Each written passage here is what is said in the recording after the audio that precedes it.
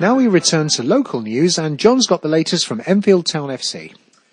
Enfield Town player-manager Brad Quinton heaped praise on his players after they thumped Needham Market 3-0 to register their 5th win in a row in a dominant display. The Towners needed a victory on Saturday to maintain pressure on 5th-placed Dulwich Hamlet and keep their faint Ryman Premier Division playoff hopes alive with a resounding win. Bobby Devine put the side ahead 10 minutes before half-time when he jinked the ball past defender Kieran Morphew and fired in a left-footed shot that squirmed past goalkeeper Danny Gay. Quinton was satisfied with what he had seen from the players in the first period and told them at half-time that if they kept up their performance, they would soon be rewarded. "It could have been more in the first half," he said. "I just told them to keep pressing, keep working hard, and the goal will come. Luckily, we scored early on, and it could easily have been more. We could have scored 3 or 4 more by the end." The 37-year-old's team talk appeared to have an immediate impact as 3 minutes into the second period, Harold Joseph buried a second from the rebound after a quick corner. Now full of confidence, the Towners bagged a late third from Quinton himself, on as a sub for Alfred Mugarbo, wrapping up the win with a beautiful lob over the head of Gay, and sealed 5 wins on the trot, a feat he called awesome. Quinton said, "We've worked hard. We got together and set a target of wins, and we take each game as it comes. We work hard in training, and it's been awesome. Everyone has been performing. Enfield may have a chance to qualify for the playoffs, although they will have to beat champions-elect Hampton and Richmond Borough on the last day of the season this Saturday, and hope Needham Market can do them a favour against Dulwich Hamlet."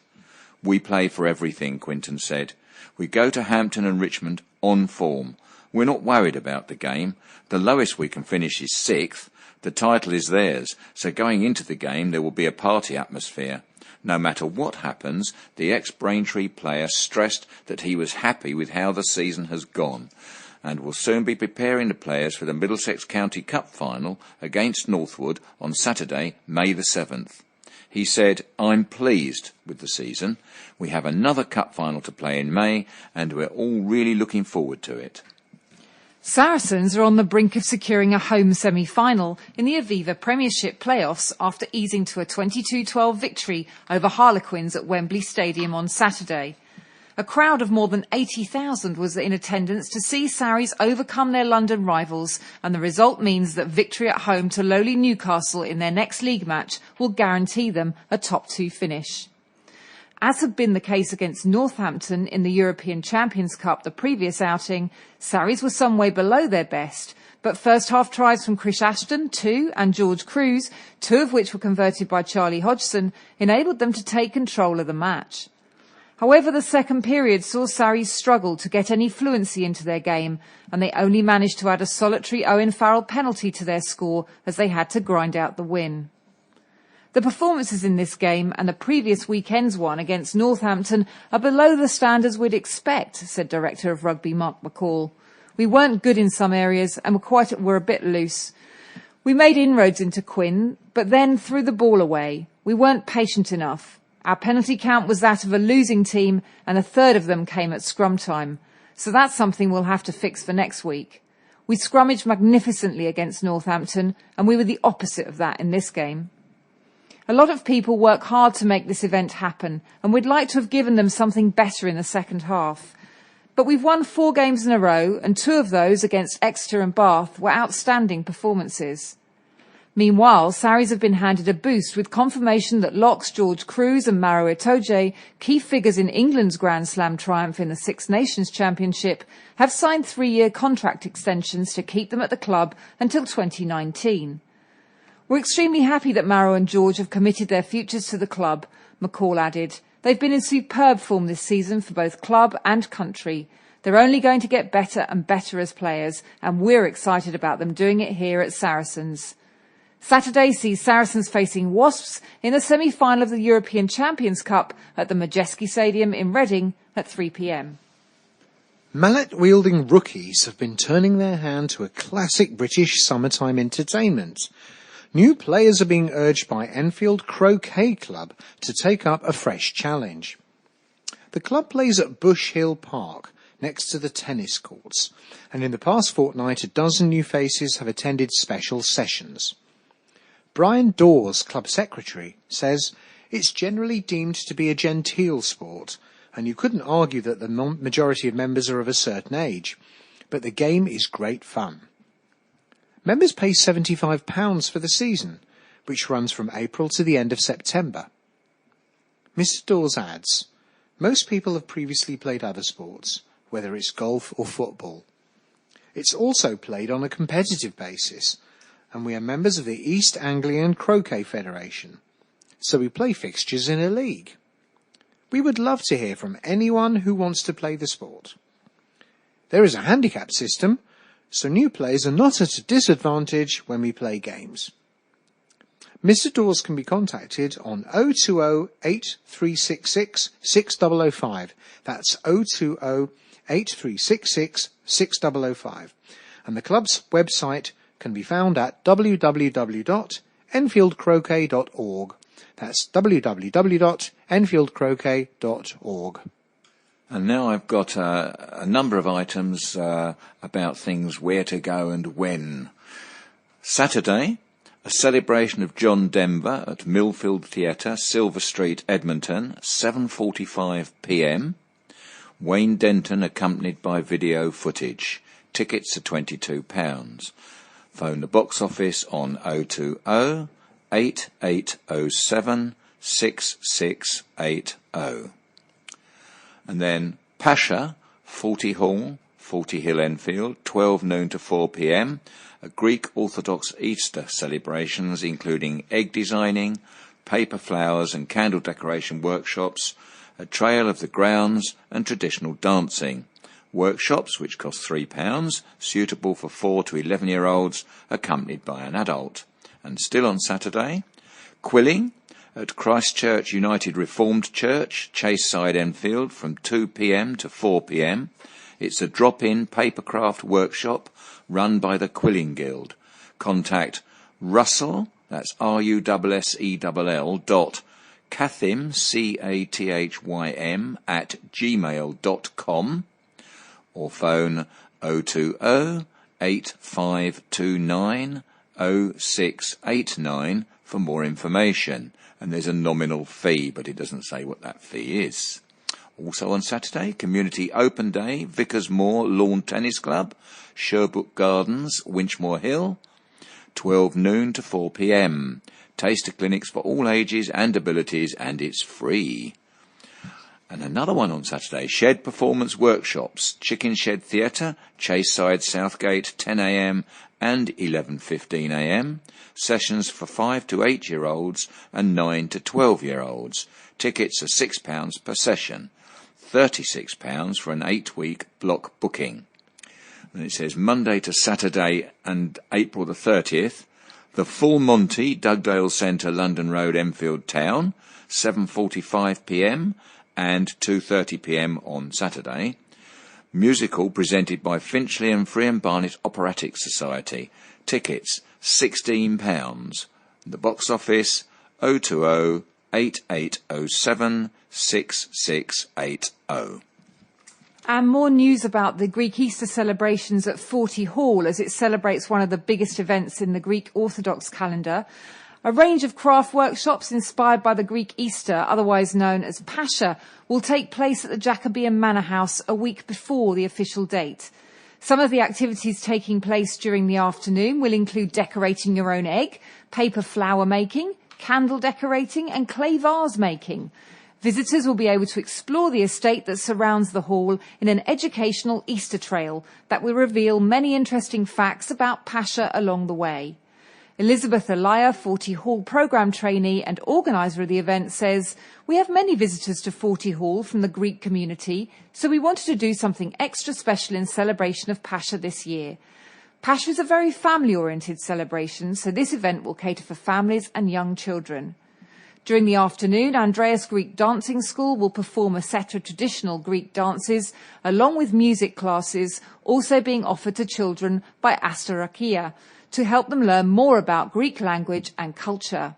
The Pascha Greek Easter celebration is at 40 Hall Estate, Enfield, on Saturday at 12 p.m. Details 0208 379 1461 or at www.40hallestate.co.uk. A father and son have been fined over £3,000 after selling mattresses with fake trademarks. Fred Stanley, 56, of the Paddocks, St Albans, pleaded guilty to displaying the Dreams trademark on mattresses, despite having no affiliation with the company, at Tottenham Magistrates Court on March the 17th. His son, Elias Stanley, aged 30, of Meadow Lane Caravan Park, Bedford, pleaded guilty to the same offence and for displaying misleading signs on the side of the van they used for selling them. Fred Stanley was ordered to pay a fine of £1,680 and Elias Stanley was told to pay £1,840. The court heard that on January 8, 2015, an officer from Enfield Council's Trading Standards team was called to Edmonton Police Station to view 21 possibly counterfeit mattresses found in the possession of Elias. Elias and Fred were arrested, and their vans containing the mattresses, which they sold door-to-door in Enfield, were confiscated. Investigations revealed the mattresses were counterfeit, and the Dreams logo should not have appeared on the van or the mattresses. Cabinet Member for Environment Councillor Daniel Anderson said, "Displaying well-known logos to advertise counterfeit goods is not only misleading, but is also a criminal offence." The Stanleys led their customers into believing that they were buying genuine Dreams mattresses, when in reality they were instead purchasing cheap fakes. The Green Party candidate for mayor has told the Advertiser that air pollution in London is at crisis point and she is determined to deal with it using every tool at her disposal. Sian Berry visited the borough on Friday afternoon to speak to voters in congested Church Street in Enfield Town. Over the past year, the Enfield Green Party has raised concerns over the air quality in areas of heavy traffic near the North Circular Road and in Enfield Town. Ms Berry said, "We have a crisis of filthy air in London, which urgently needs addressing with every tool at our disposal. I start from the understanding that we won't reduce pollution without reducing traffic." Her plans include a workplace parking levy, which would be paid by employers for every employee who travels to work by car in London. While candidates from the other parties have spoken of retrofitting polluting vehicles, such as black cabs and double-decker buses, with cleaner engines, Ms Berry wants a complete ban from central London on the worst offending vehicles. She explained, "I will bring in car-free Sundays, starting with an expanding area of the West End, and encourage all boroughs to follow suit in their town centres." She is also determined to change the congestion charging zone, so that rather than a flat sum for driving into the capital, she would levy fair charges for distance travelled by car through a wider area of the city than currently exists. Ms Berry stressed, "We need a radical shift in the way we get around. That means more trips made on foot and by bike to free up capacity on public transport."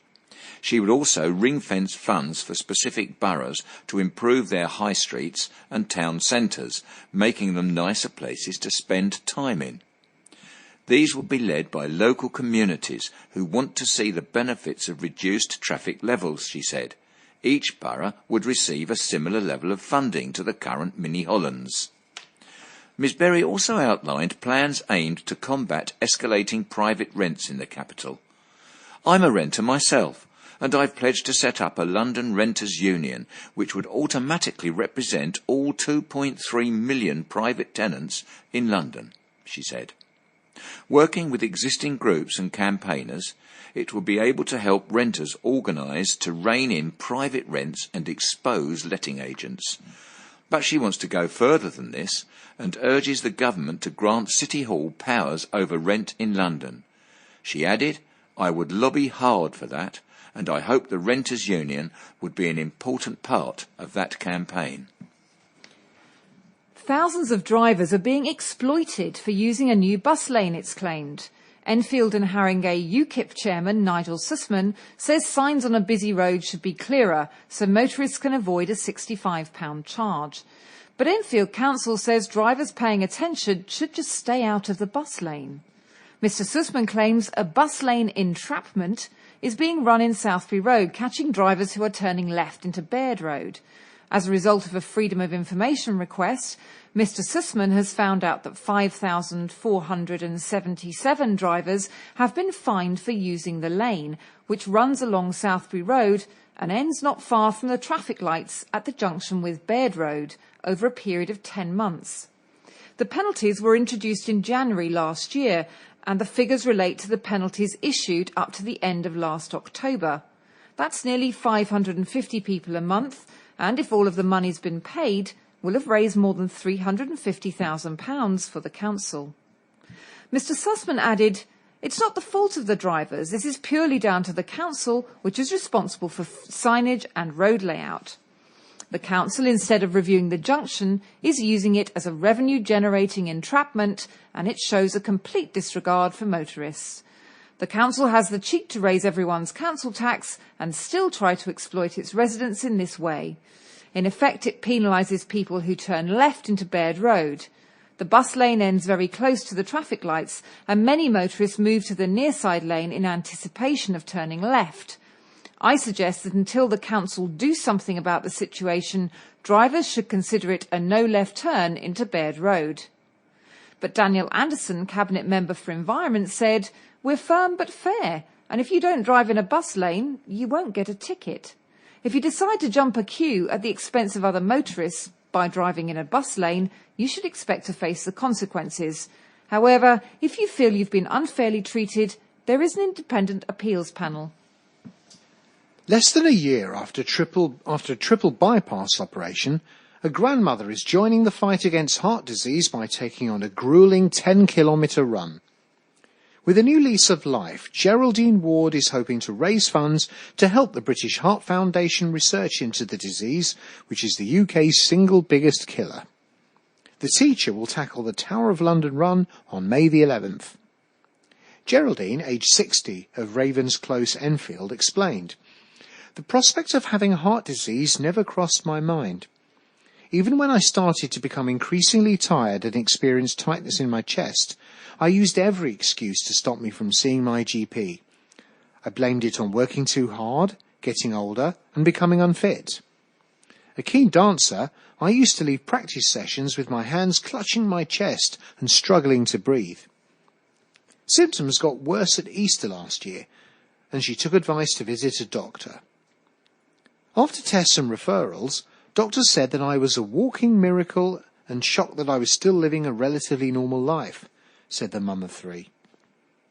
With 3 arteries fully blocked and a 4th 80% blocked, the level of my condition was so severe that I could have had a stroke or major heart attack at any point. My life was turned upside down. I was placed on the urgent list for a heart bypass on the same day as my daughter telling me I was going to be a grandma for the first time. And as I was rushed into the operating theatre a couple of days later, I tried to block out the thought of not surviving surgery and experiencing the wonders of being a grandma. The recovery process was extremely tough.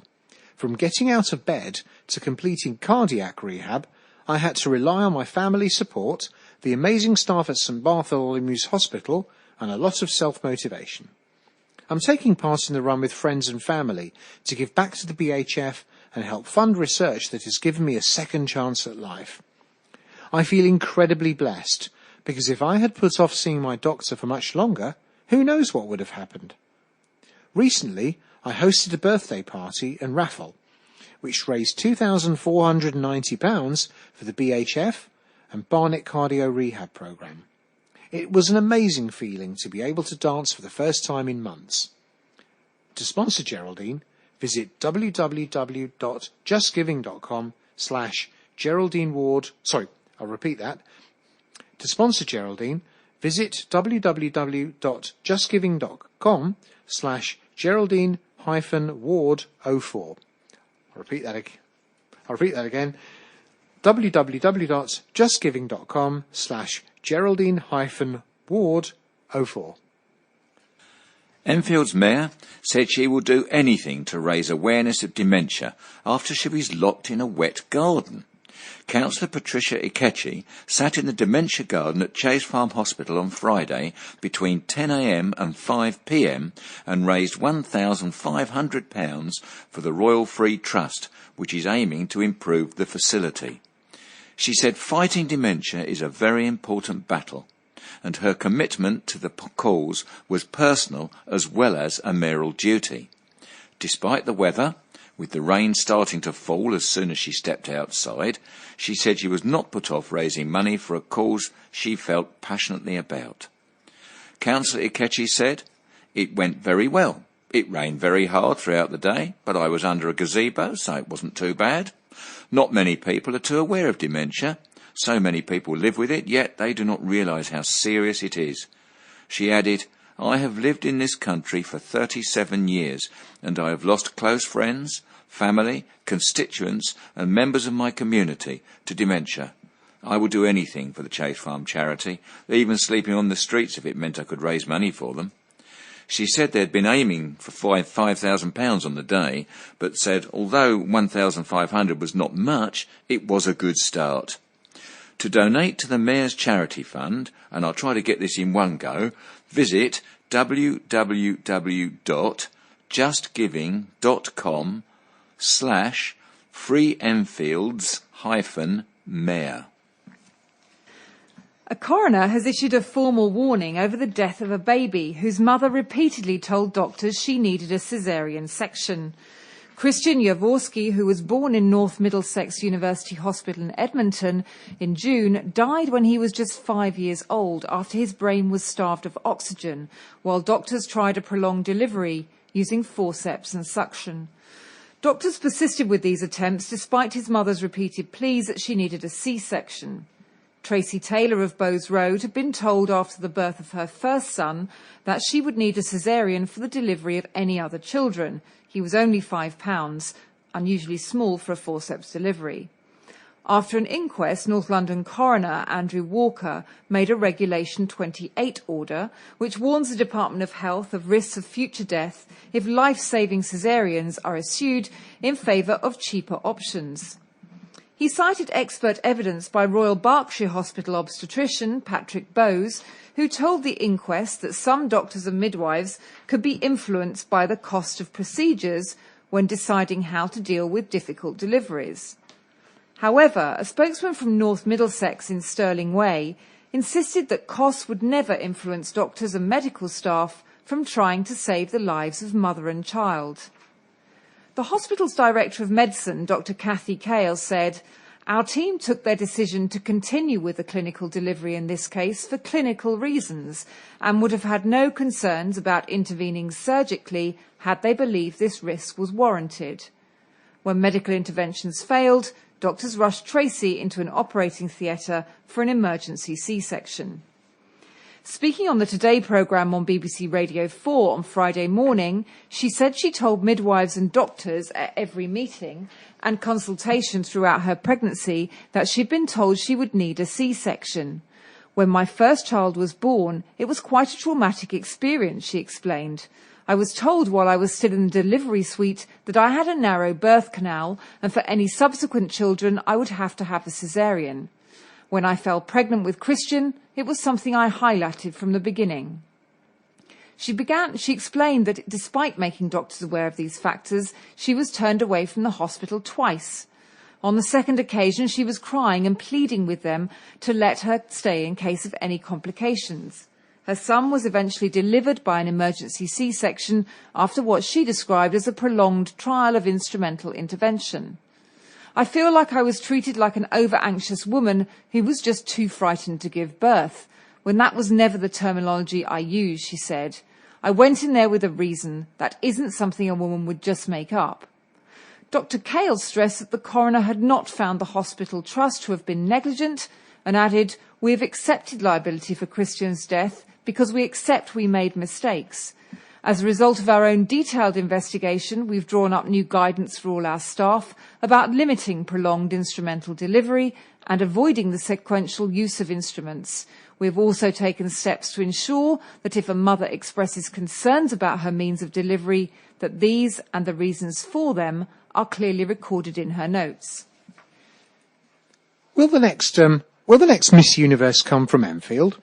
That's the question for teenager Saffron Corcoran, who is in the running to be the British entrant in the global beauty pageant.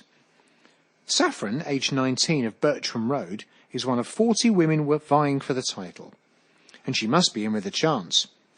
Last year she won the Miss Teen Galaxy England title and came runner-up in the global event, which was held in the United States. "I've been competing in teen beauty pageants since 2012, said the former Bedfordshire school pupil, who has been sponsored by the Tape London nightclub in Mayfair, where she works as a hostess. The finalists will take part in a swimwear photo call, an empowerment day, and a fitness day. On the finals night, we will compete in 4 rounds, 3 of which are judged. These include an opening round, an interview in swimwear and evening gown parades. The British finals are being held in Cardiff across the weekend of July 21st to 23rd, and the winner will be flown to the host city of Miss Universe later this year, where contestants from 90 countries will be competing for the coveted crown." Saffron added, "I believe I can do it, but if I don't win, I will try again next year." Rail passengers whose journeys are disrupted by delays and cancelled services should receive a bigger share of compensation, says Enfield North MP Joan Ryan. She introduced a bill in the House of Commons on Wednesday demanding that the £500,000 in compensation train operators receive from Network Rail for power failures and overrunning track maintenance should be spent on improving services. It's scandalous that the very people most affected by the poor standard of service on offer, tax-paying commuters, end up contributing to train operators' profits out of their own misery, said Ms Ryan. And that was John bringing this week's broadcast to a close. And before we go, I wanted to say a big thank you to all our volunteers, many of whom joined me at the Civic Centre last week to receive a special award, thanking them for over 100 hours of volunteering. Some, like Peter, who helps me on the production team every week, have been volunteering for over 10 years. So I wanted to say well done to Alan, Ian, Jenny, Sandra, Catherine, Sonia, Malcolm, Peter, Cassandra, and Colin, who all received awards last week. All that is except Colin, who's recording tonight and wasn't able to join us at the awards ceremony, so I'd like to present him with his award now, and I think he deserves a round of applause.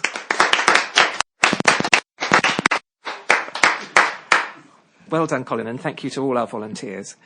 And we've reached the end of our programme for this week, so thanks very much for listening. From the team of Darren, John, Caroline, and Colin on the controls, it's... Goodbye. Please remember to turn over the address label in your postal packet, put the cassette or memory stick into the packet, and return it to us as soon as possible in readiness for the next edition. Don't forget you can call Diane de Jersey regarding any help you may require in connection with the Talking Newspaper. She's your listener's representative. Also, don't forget our AGM date, Wednesday the 8th of June, and we'll let you know about the venue soon, but put that date in your diary. The Enfield Talking Newspaper will be with you again in 1 week's time.